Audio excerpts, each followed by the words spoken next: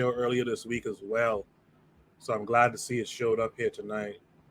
Let's check out this video and then we'll discuss it. Hey, I was a conscript in the South African Army in 1988 and 89. Used to have to do 2 years. 1989 was the last year of having to do 2 years of compulsory military service as Nelson Mandela was led out of jail and we moved towards the first free and fair elections in South Africa.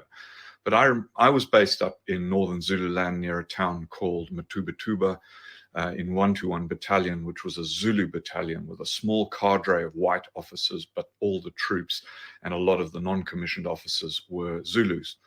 And one of the things that was going on in my area, because I was the law officer covering a very large area of northern Zululand up to the Swaziland-Mozambique border, was a small group of recce officers. That was like our equivalent of the SAS, Navy SEALs type soldiers, training local Zulu men to go up to the townships and the mine hostels around Johannesburg and in the Transvaal to deliberately foment racial tension and violence with other tribes based in those hostels and townships.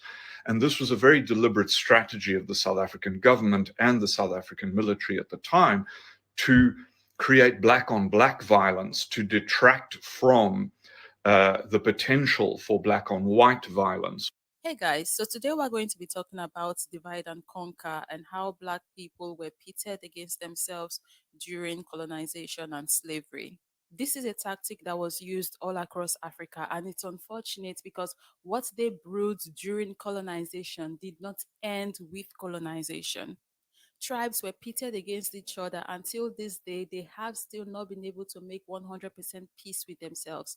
A lot of people wonder why Africa is so tribalistic. Well, this is the foundation of where the whole madness started from. Same thing was done in the diaspora as well. Although they did not use tribe, but they found their way, and we still suffer from it till this day, focusing on attacking ourselves rather than attack the true enemy. Which in those days was very low because we had a very strong and violent police force repressing that side of things. But there was this massive deflection that went on right up until I left the army at the end of 1989.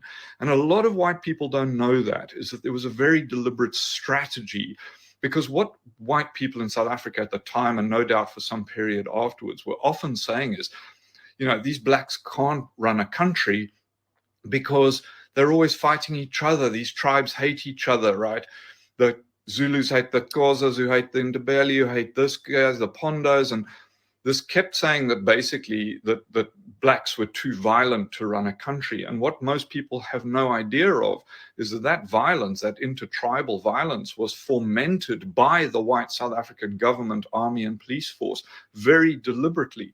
So we need to revise our idea of history, not just the recent history, the pre-apartheid history of South Africa, but the entire history of European and white domination of Africa, and the way that that was presented to us through our education curriculum, the things we believe about the history of Africa and colonialism are not what actually happened, and are certainly not how Africans experienced that. Let's bear that in mind, people.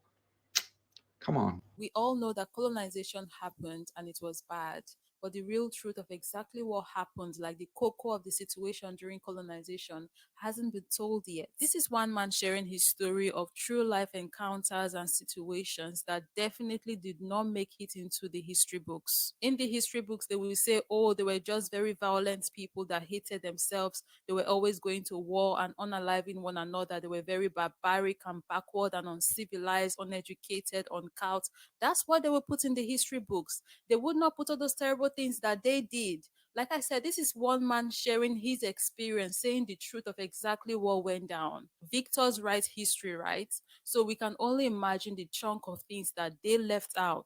This is why it is sacrosanct that true history be taught, because a whole lot of things we are dealing with in the present is as a result of what happened in the past. But we have no idea and cannot even make the connection. When you do not know where you are coming from, you may not be able to tell exactly where you are going.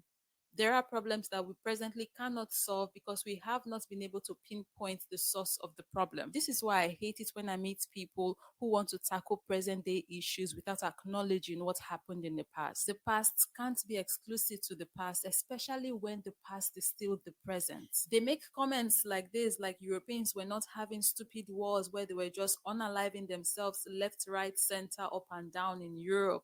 They've always had hate in them and always wanting to be destructive and cause mayhem. All they did was channel that hate and desire to cause destruction towards other group of people. Like they hated and unalived themselves for years. I would even argue they don't even presently love themselves. They were just able to unify with their whiteness to go unalive other people and exploit.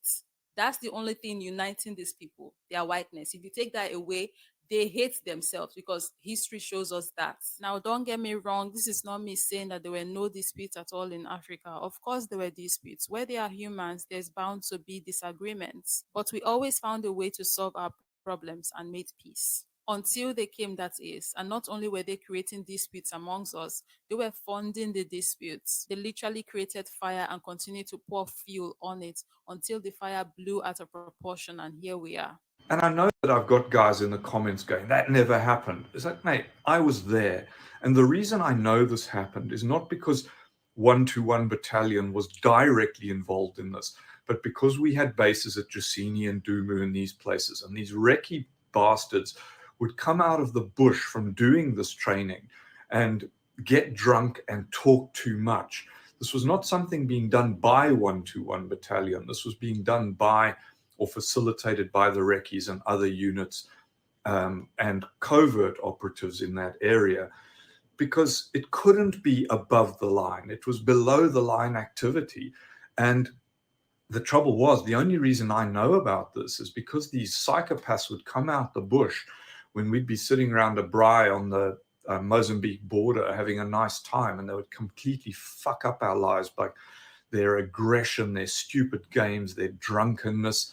These were miserable psychopathic people, man. I used to hate it. There were many, many times when I would rather go and sleep in my truck in the bush than be in the base when these guys came in, because they were awful, awful people. And they were doing awful, awful things. Yes, tribal animosity existed, but we took it, we weaponized it, and many, many people died as a result. This is one man sharing his truth, and I'm grateful he did. We need more people like him. Bless his heart. See, we are presently working with half truths and whitewash history, and even that is terrible when you hear it.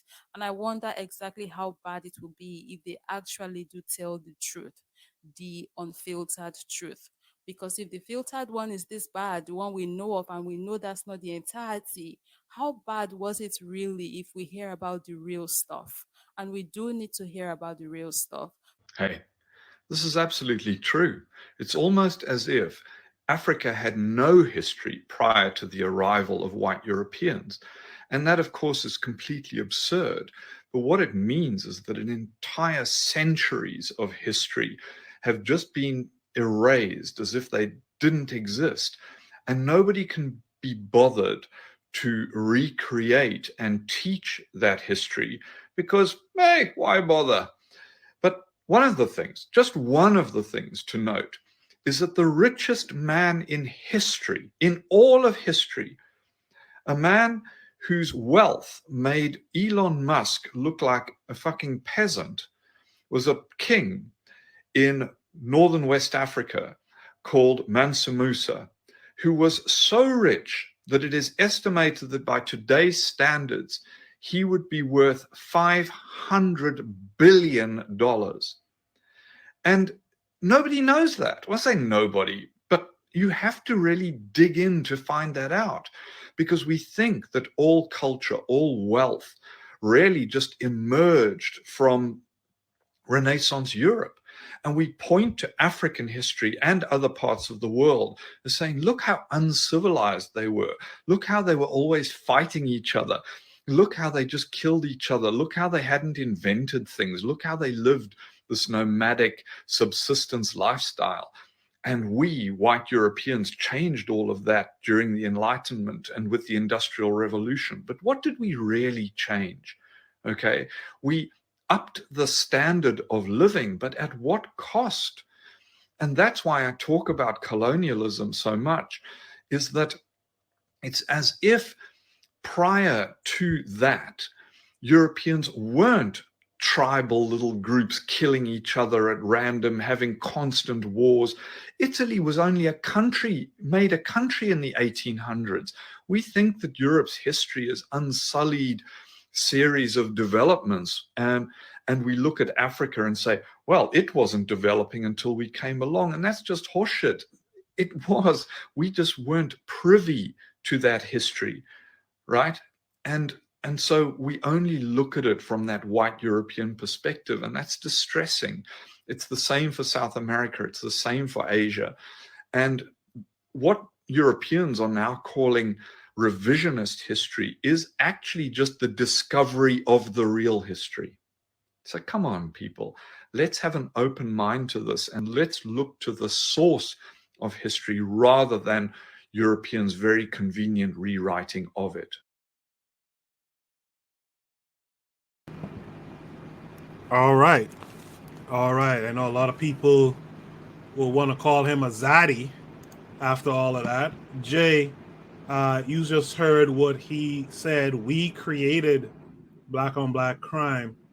What say you to that? Well, I spent the day with a German friend, and it started right away with him admitting that Europeans are not civilized yet. Europeans are not civilized yet. They are not there yet. They are brutal, barbaric, and that's it. They're not civilized. They don't. They are not on a millennial level, like these civilizations that exist thousands of years. Europeans are not there. Their mind state, their mindset is not there. They are not yet civilized.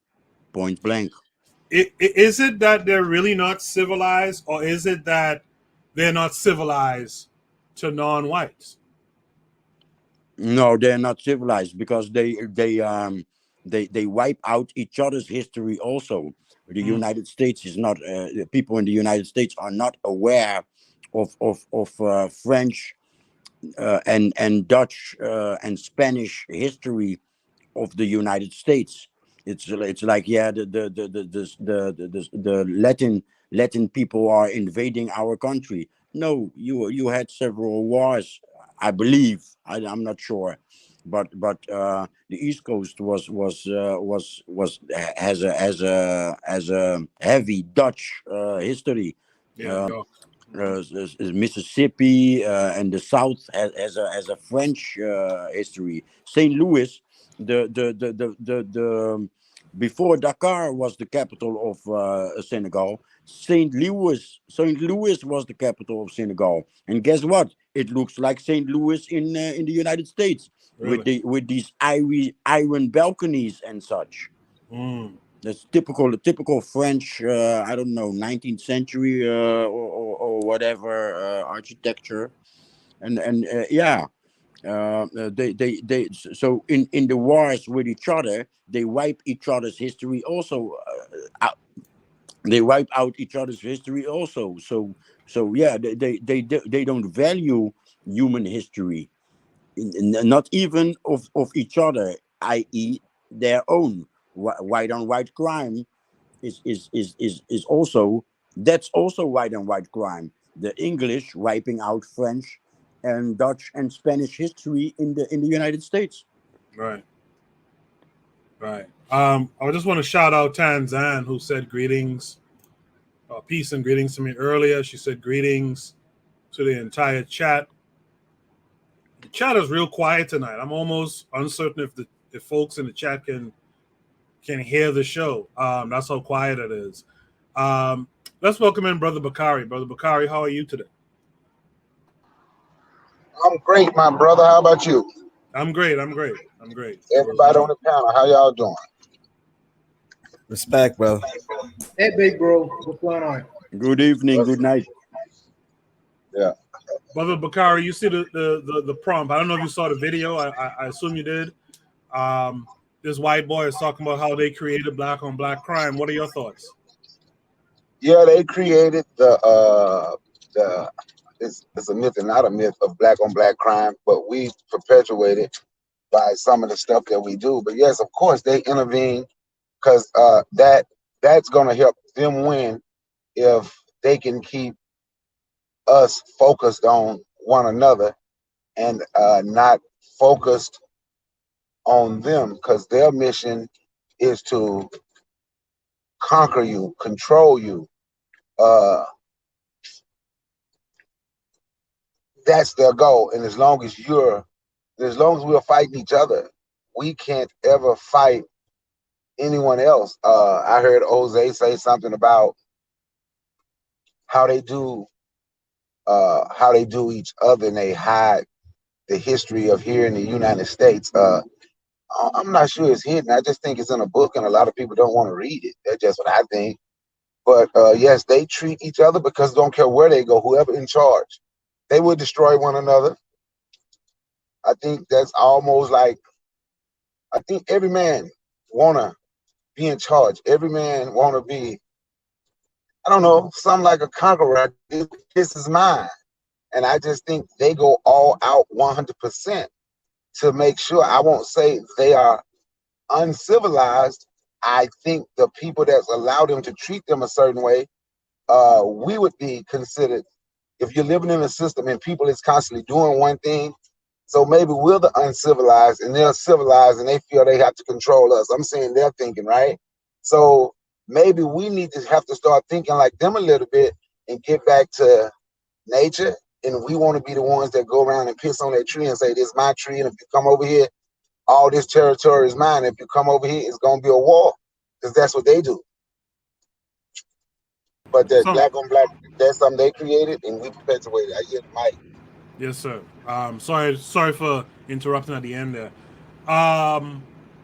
Something I heard Bakari saying on his platform and on the Forecast platform recently, and I wholeheartedly agree. It's one of the things I talk about a lot. Is you can blame the people who are setting up the conditions.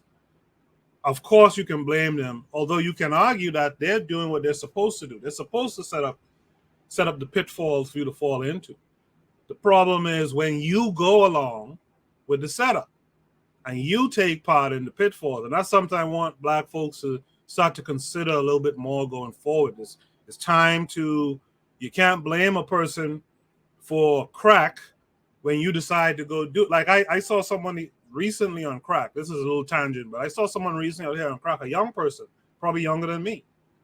And I'm like, all this information and examples we've had since the 80s, you still went and friggin' sucked on a crack pipe? Like, at some point, we got to start realizing that we have some onus in what's going on with us. With that said, let's get back to the prompt here. We created black on black crime. Only you just saw that video. What are your thoughts? Yeah, I mean, look, my thing is this. No disrespect to people on the continent, no disrespect to our people here, but the white man's supposed to fucking create disunity among you. That's how you're supposed to fight. Mm-hmm. That's the whole point of propaganda.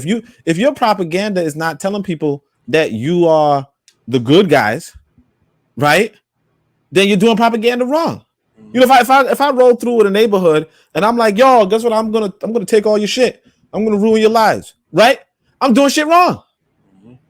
And so this white boy, if he come to your neighborhood and he's like, I'm the bad guy, right? And you guys are the good guys.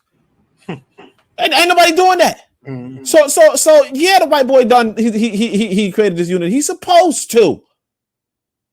He come down to your country. He don't own. We got to understand this. When the white boy arrives into Africa, he ain't own a single piece of land. Nope. You know what I'm saying? Like right now, you look at me. I mean, I'm not gonna say I'm a landowner in America because I'm not.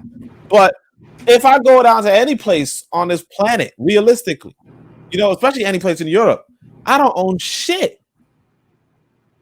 So, and I'm a what they call advanced individual at this Right. point, right? You talking about these white boys coming out of Europe, ain't never been to Africa before. They ain't own nothing. How you think they're gonna get it? So yeah, they're gonna create disunity.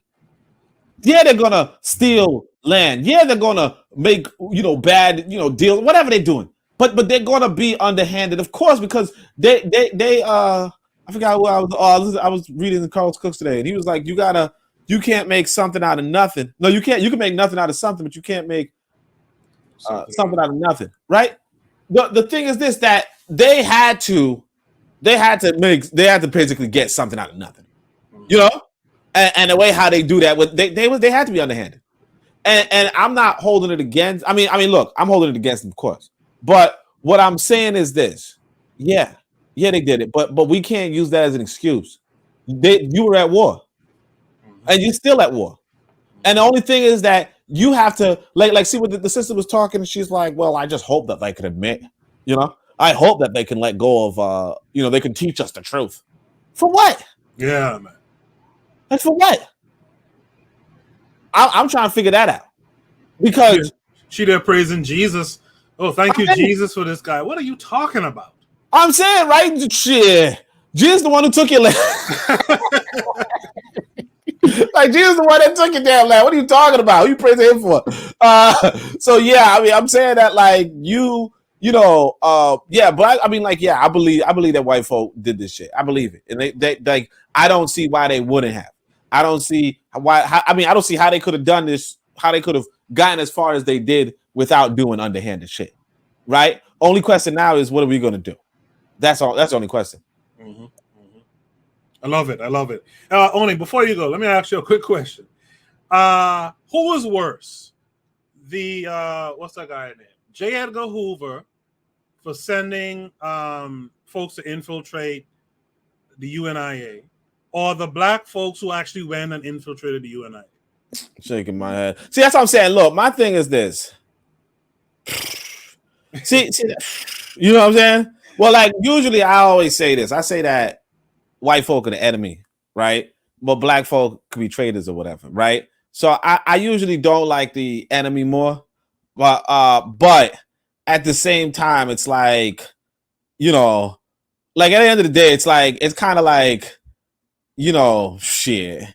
It's kind of like, what's worse between getting stabbed in the chest and a bullet in you? You know what I mean? Like I don't want neither. You know what I'm saying? Like at the end of the day,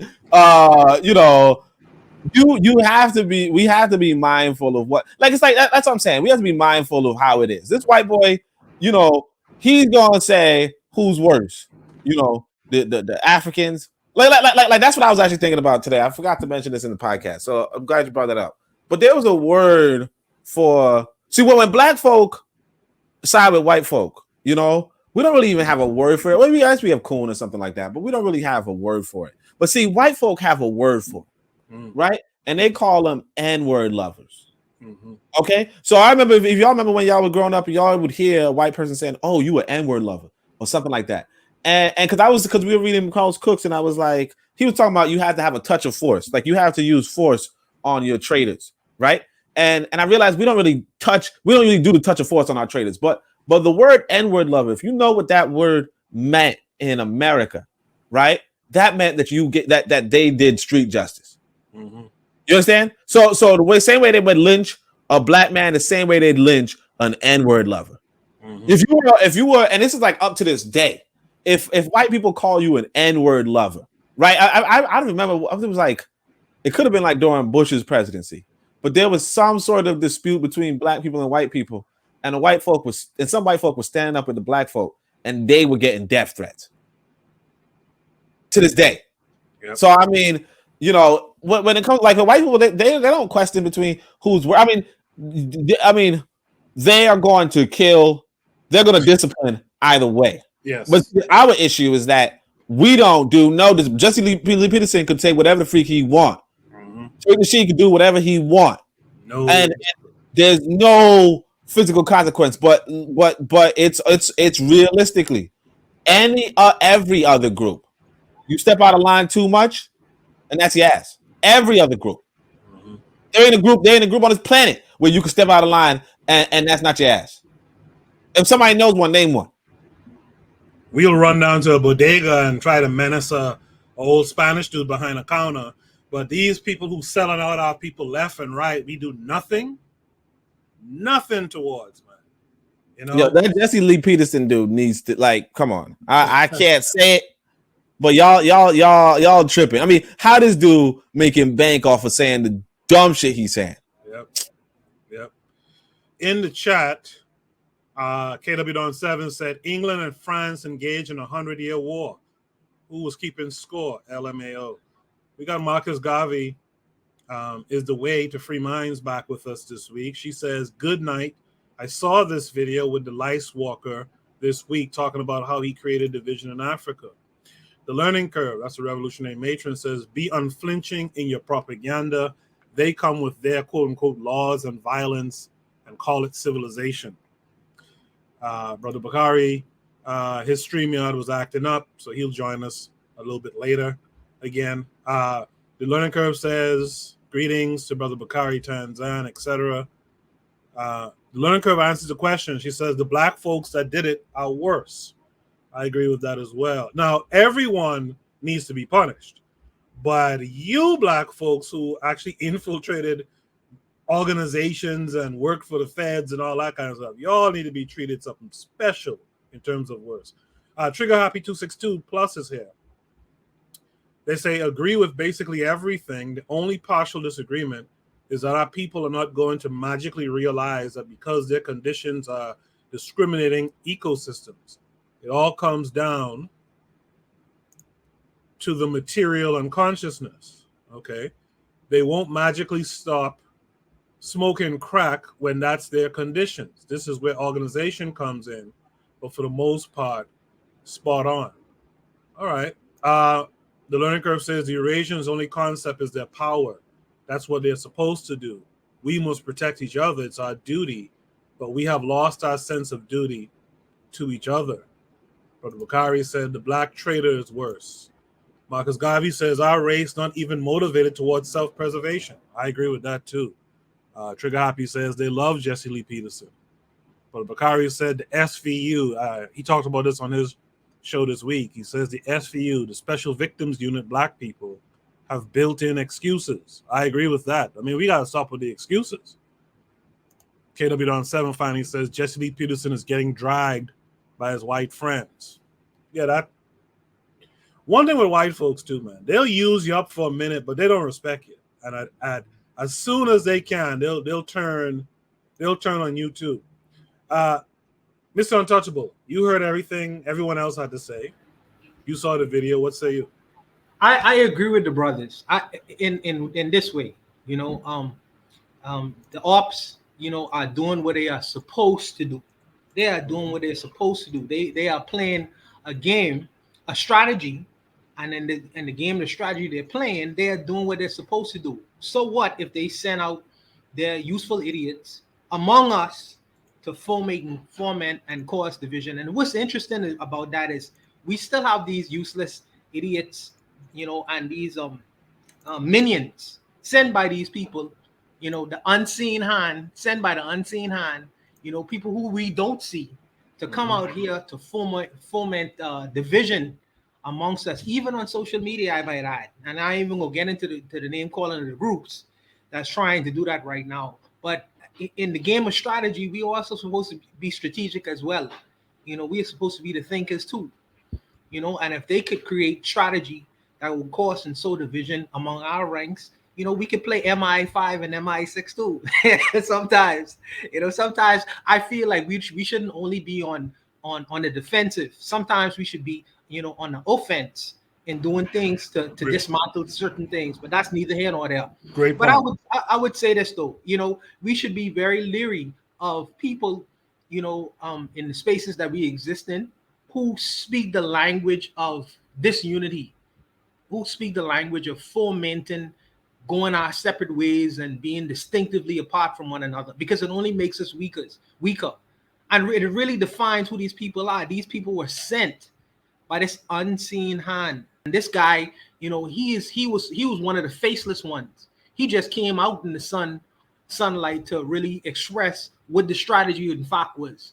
You know, usually you don't see this face. Usually you would see a face who look just like us and who speak our language. But when you hear that content, it's just to sow the seeds of division and disunity. So these people are sent, and we should really recognize who the useful idiots are, because they in fact are sent. Make no mistake about it. The strategy he used in South Africa, apartheid, is being used all over the world, in the Western world, globally. Make no mistake about that. It's continuous. It's still being used, and it's used in different spaces, you know, whether we know it or not, in real time, and also on social media as well. Thank you for that, Mr. Untouchable. Yeah, I appreciate everything everyone had to say here on the panel tonight. Does anyone have any last word for this prompt? If not, let's go to Shoot the Breeze topic number 4 tonight.